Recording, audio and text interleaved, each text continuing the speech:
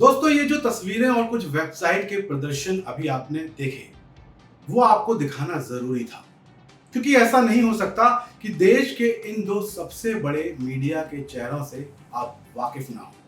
लेकिन हमेशा की तरह आज ये दोनों अपने ही बनाए कटघरे में खड़े हैं।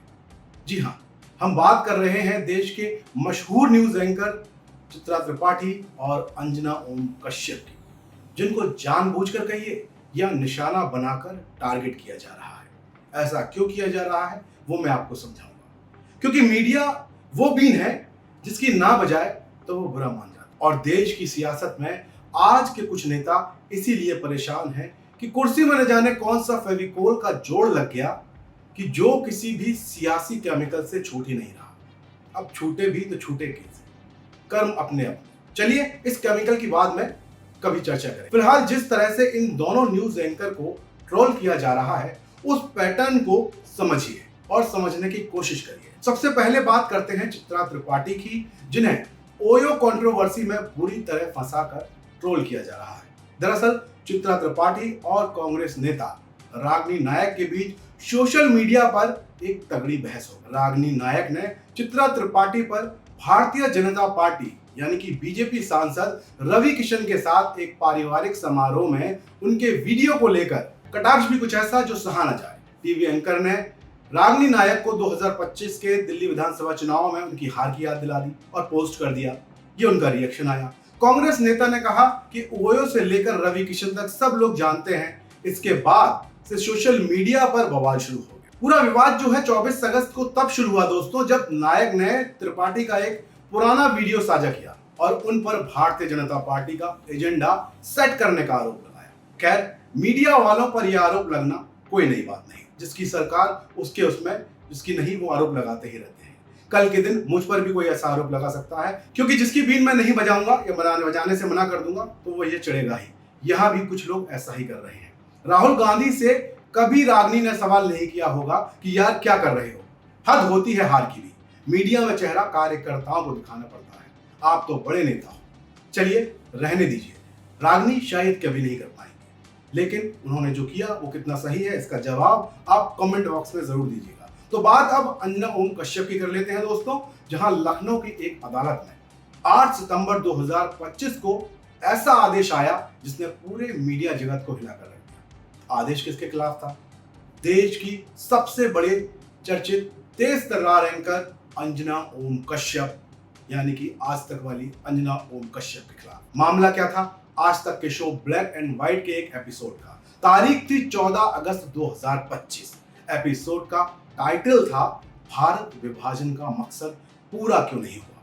लेकिन इस टाइटल और प्रोमो लाइन ने ही चिंगारी भड़का दी। प्रोमो में कहा गया कि 4 करोड़ मुसलमानों में सिर्फ 96 लाख पाकिस्तान गए। भारत विभाजन का मकसद पूरा क्यों नहीं हुआ, यहीं से शुरू हुआ पूरा विवाद। इस पूरी शिकायत को लेकर पहुंचे अमिताभ ठाकुर, पूर्व आईपीएस अफसर और आजाद अधिकार सेना के राष्ट्रीय अध्यक्ष।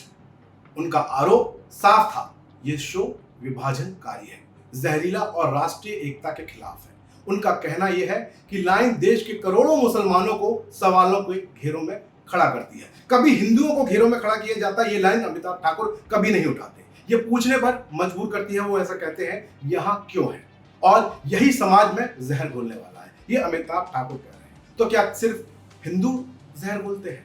सबसे पहले ठाकुर पहुंचे गोमती नगर थाने, लेकिन पुलिस ने उनकी शिकायत दर्ज करने से इनकार कर दिया। इसके बाद उन्होंने सीधे दस्तक दी अदालत के दरवाजे पर और नतीजा 8 सितंबर 2025 को जो आया, लखनऊ की अदालत ने सीधे आदेश दे दिया कि एफआईआर दर्ज की जाए, जांच शुरू की जाए।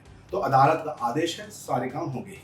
कानूनी धाराएं भी गंभीर हैं। भारतीय न्याय संहिता की धारा 196 यानी कि धर्म और जाति के आधार पर शत्रुता फैलाना और 197 यानी कि राष्ट्रीय एकता को नुकसान पहुंचाने वाला।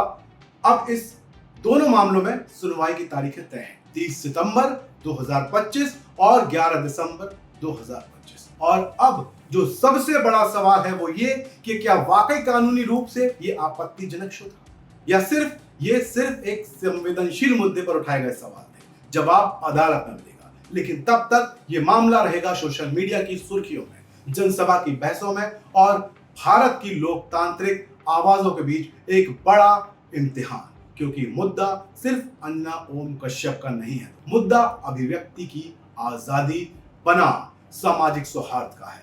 और सामाजिक सौहार्द क्या एक ही कौम की जिम्मेदारी है जो निभाए, और यही संतुलन तय करेगा कि पत्रकारिता की सीमा कहां खत्म होती है और जिम्मेदारी कहां शुरू होती है। तो कमेंट बॉक्स में आप हमको जरूर बताएं कि आपको किस तरह की पत्रकारिता पसंद है और किस तरह की पत्रकारों से आप खुश होते हैं।